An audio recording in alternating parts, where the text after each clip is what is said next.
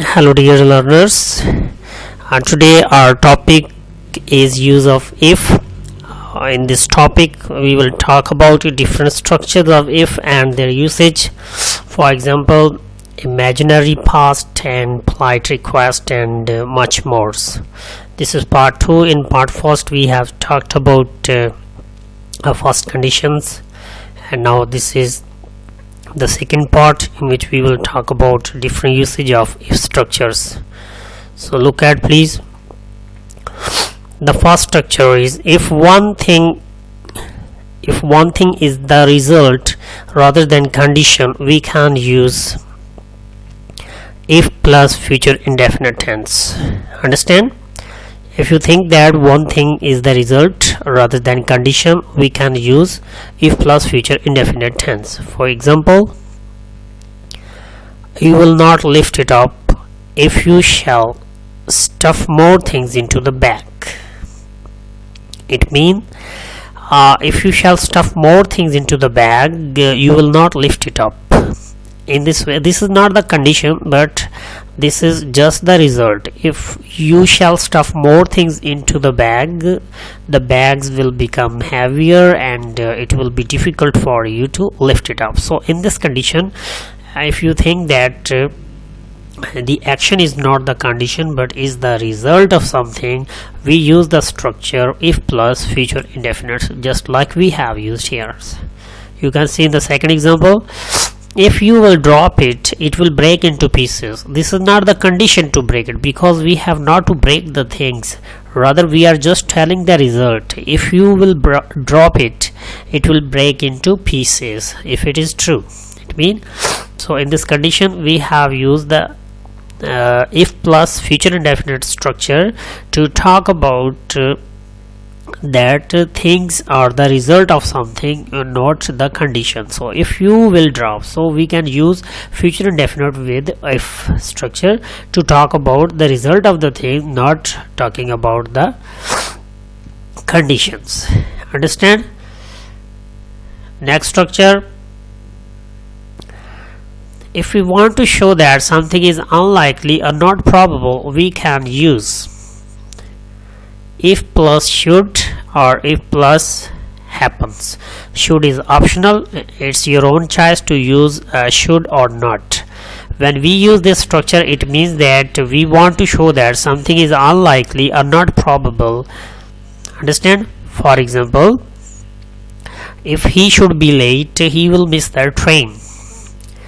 So if he should be late, why we have used the structure should here? We just want to mention that it's not probable, or it's not or it is unlikely that he should be late. Actually, now we are fully sure that he will not be late, so we have used the structure if he should be late, he will miss the train. So it is unlikely that he will miss the train. There are very few chances, or you can say there seems no chances of his getting late. So we have used this structure. If he should be late, he will miss the train. Look at the second example. If you should not come, we will start playing without you. Understand? If you are absent, and then we will start playing without you. But we have used the structure should after if. It means that we want to show that it is unlikely that you will not come. So it is impossible that you will not come. Actually, we know that you will not miss the game with us. Understand? You will reach, you will come, and we will play together. So we have used the structure if you shouldn't come, we will start playing without you. Understand? Look at the third example. If you happen to go to the bazaar, bring me a calculator. Here a should is optional, because we can use should and happen together. So if you use the word happen, you can miss the should. Understand? If you happen to go to the bazaar, or you can say if you should happen to go to the bazaar, bring me a calculator. Understand? So this structure we have used to show that something is unlikely or not probable, so we use if plus should structure. Understand? The next structure is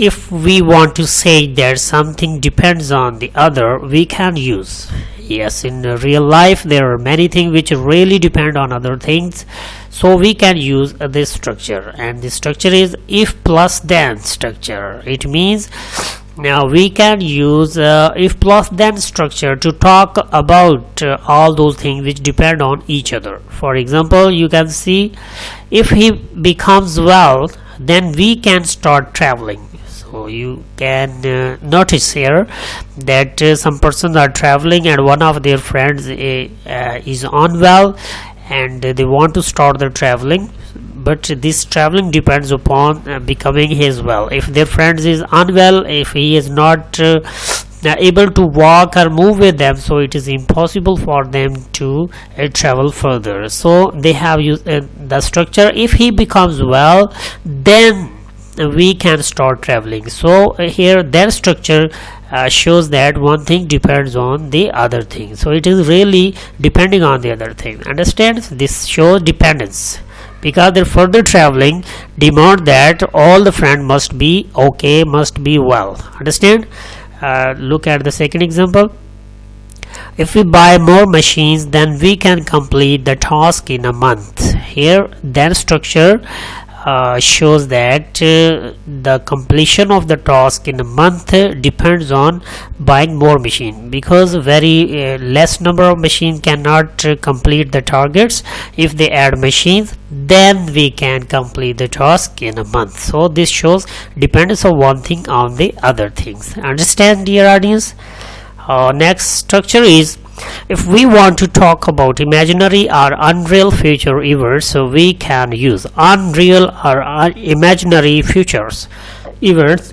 We can use the structure if plus was were to structure with if is used to talk about imaginary or unreal futures. Unreal future, for example, if our teacher was to come in now, we would be taking the test. It means if our teacher was to come in now, they are talking about imaginary futures, unreal future, because they know their teacher will not come. They are sure that their teacher will not come, but they are talking about just unreality or imagination, imaginary situation.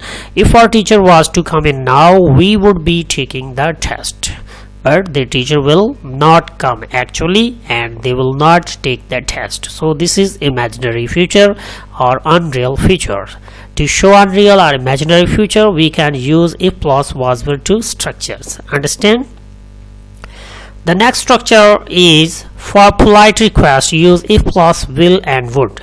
Yes, if you want to show polite request to some persons, you want to make request, you can use if plus will, shall or would structures.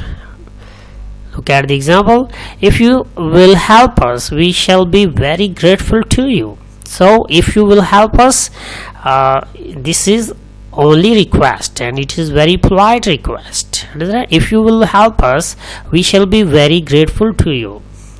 Look at the second example. We should be very thankful to you if you would pay the bill in time. Okay, this is again the polite request. We should be very thankful to you if you would pay. Would, we have used the structure if you would. So this shows the polite structure, and the use of would is more polite than the structure of will. Understand? If you use would, it is more polite than the use of will. But anyhow, for both structures, you can use polite request. For polite request, you can use will after if, and you can also use would, and would is more polite than will. Understand? The next structure is to talk about unreal past situation we use. Understand? Unreal past. Actually, nothing happened in the past, but we are talking about the past. So that is called unreal past, and for unreal past we use the structure if plus had plus past participle, would have plus participle. It means to talk about unreal past we use had plus past participle, and the other part of the sentence would have plus past participle. Understand? Look at the example. If she had told me earlier, I wouldn't have come. So this is unreal past or imaginary past because she didn't actually. If she had told me earlier, I wouldn't have come. This is unreal past because actually she did not tell. Understand? And we are talking about that if she had told me earlier, I wouldn't have come. But actually she didn't tell. Understand? Look at the second example. If you worked hard, you would pass.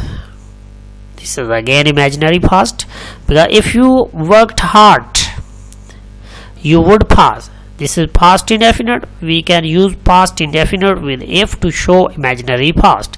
Actually, he did not work and he did not pass. Both conditions didn't happen. Understand? The next structure is to talk about unrealized present or future situation which are not possible now. For example, if my brother had been here, he would have plucked mangoes for the tree. So this is present, unrealized present or future situation because it is impossible that his brother will come. So if my brother had been here, he would have plucked mangoes from the tree. Understand? So this is unrealized present or future situations. Now the lecture ends here, and I hope you should have understood, you might have understood the different uses of if, in which we have talked about polite request, unreal situation, the present, past and futures. So you might have liked. Thank you very much.